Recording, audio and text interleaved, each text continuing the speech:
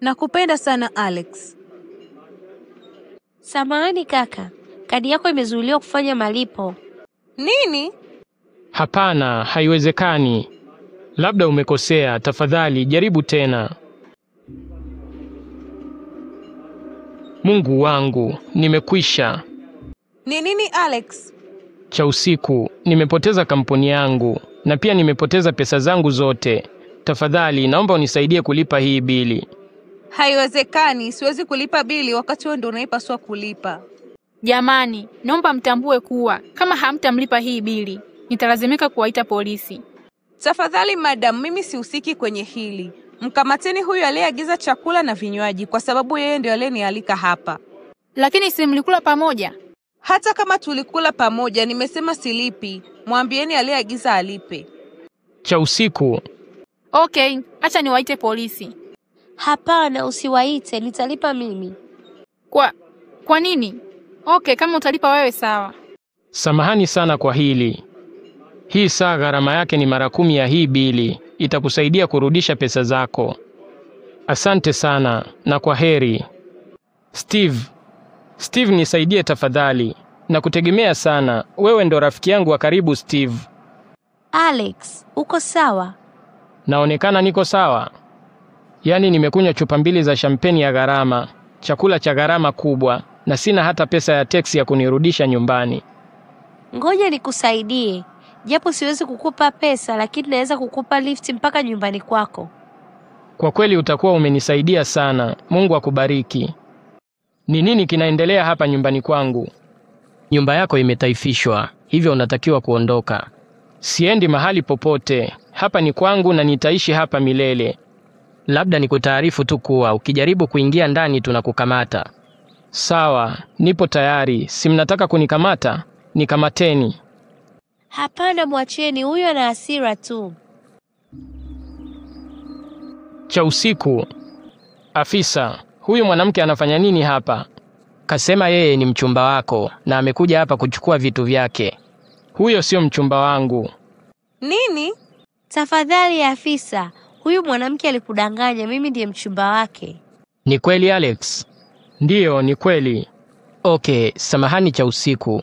Hutoweza tena kuchukua chochote kwenye hii nyumba. Sio kweli afisa, hao wanakudanganya. Mimi ndo mchumba wake na hivi vitu ni vya kwangu. Kwa kweli afisa, simfahamu kabisa huyu mwanamke na sijawahi kumuona hata siku moja. Si mnajifanya wajanja, sasa nitawaonyesha. Asante kwa kunisaidia kwa mara nyingine tena. Usijali, twende. Twende wapi? Nyumbani kwangu. Unahitaji mahali pa kulala? Hivyo unakichaa? Yaani leo ndio mara ya kwanza tunaonana, halafu unataka kunikaribisha nyumbani kwako? Vipi kama nitakuwa mtu hatari au muuaji? Huoni kwamba inaweza kugharimu maisha yako? Labda nikwambie kitu Alex. Mimi ninajua karate, kwa hiyo nitakubudu vizuri iwapo utajaribu kunidhuru. Sawa, twende. Samahani, hii sio nyumba ya kifahari kama ulivyokuwa umezoea. Una utani wewe. Laiti kama ungeona nyumba niliolelewa, wala usingethubutu kusema hivyo. Kwa sababu ukilinganisha hii nyumba na mahali nilipolelewa, utagundua kuwa hii nyumba ni ya kifahari sana. Kweli? Ndiyo, ujue mimi sikupata utajiri wa kurithi. Pesa na mali zote nilizokuwa nazo, nilitafuta mwenyewe kuanzia mwanzo. Na sasa nimerudi hatua ya kwanza kabisa, kiasi kwamba nimekosa hata makazi.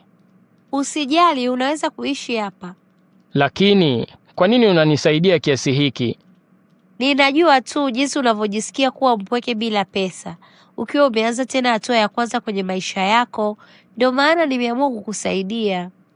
Hii inashangaza kweli. Hata sijui kwa nini Mungu amekuleta kwangu. Lakini nitakulipa. Tena labda tuanze na hii nyumba. Unamaanisha nini? Usiwe na haraka. Utajua ninachomaanisha muda si mrefu. Hivi una kifaa chochote cha ujenzi? Kwani wewe unahitaji kifaa gani? Nahitaji nyundo. Tangu lini bilionea akajua kushika nyundo? Unashangaa, wakati uwezo wa kushika nyundo ni moja ya sababu zilizonifanya kuwa bilionea. Uwezo wa kushika nyundo ulikufanya vipi kuwa bilionea? Uwezo wa kushika nyundo ulinifanya kuwa bilionea kupitia kampuni yangu ya ujenzi. Wao, basi ngoja nikakuletee nyundo. Hivi huyu yuko nyumbani kweli? Oh, umerudi. Karibu. Asante.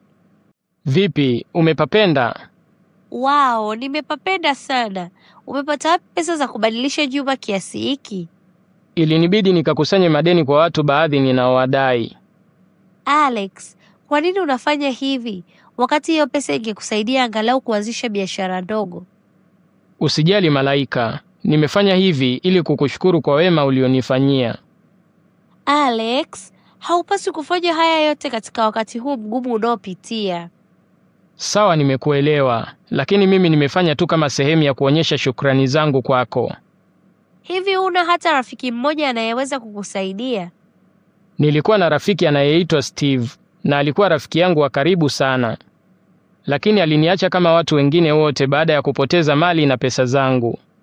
Ila Mungu akajalia nikakutana na wewe, ukaziba pengo la kila mtu niliyemtegemea. Haiwezekani. Nawezaje kuziba pengo la kila mtu uliyemtegemea hali ya kuwa mimi ni mhudumu wa kawaida? Hapana, nakataa. Hakuna kitu chochote cha kawaida kuhusu wewe. Malaika, wewe ni wa kipekee sana. Ila Malaika, hebu fikiria. Kwa mfano kuna mtu amefilisika na amepoteza kila kitu na kila mtu, lakini ni mtu mwema na anatamani kukupeleka auti kwa chakula cha jioni. Ungemjibu nini? Kama ni mtu kama wewe, basi ningesema kwamba niko tayari kutoka naye kesho saa 2 usiku. Na kuahidi hutojutia. Siku si nyingi, polisi watagundua kuwa hiyo kesi ilikuwa ya uongo na Alex hakuiba chochote. Kwa hiyo mnapendekeza nini? Tunatakiwa kupata sanduku lake la usalama kwa sababu kuna ushahidi unaoweza kusafisha jina lake. Hivyo tunatakiwa kuhakikisha polisi hawaupati. Uko sahihi, lakini sisi hatuna huo ufunguo wa hilo sanduku lake. Huenda tunaweza kupata huo ufunguo mahali anapoishi sasa hivi. Hivyo ni bora urudi kwake ukautafute huo ufunguo. Kwa kweli itakuwa ngumu kurudi kwake, kwa sababu sasa hivi kuna kimwanamke anaishi nacho. Kimwanamke gani? Kwa nini umesimama hapa na wakati wateja wanasubiri huduma? Hebu nenda kahudumie. Hicho kimwanamke kile pale. Malaika, umefanya nini?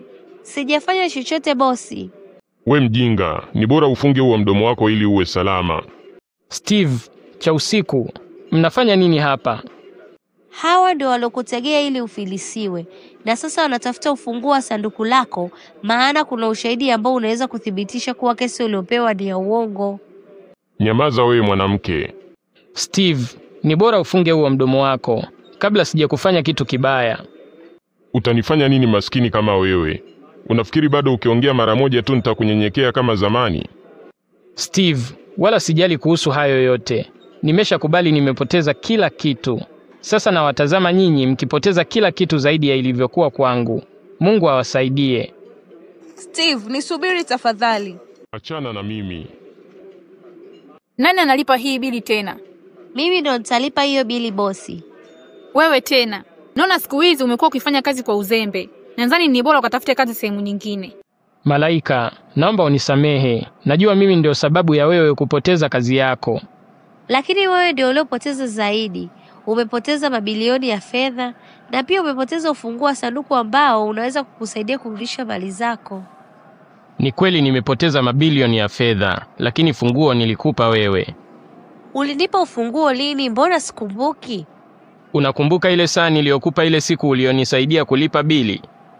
Ndiyo nakumbuka. Sasa ile saa ndio ufunguo wa sanduku, lakini tayari umeshaiuza. Hapana, sijaiuza, bado ninayo. Kwa nini hukuiuza? Siwezi kuiuza kwa sababu kila nikiangalia inanifanya nikukumbuke. Wao, halafu kuna kitu nilisahau kukuambia. Kitu gani? Nadhani wewe ndo mwanamke pekee unayestahili kufurahia mali zangu pale nitakaporudishiwa. Nakupenda sana Malaika. Nakupenda pia Alex.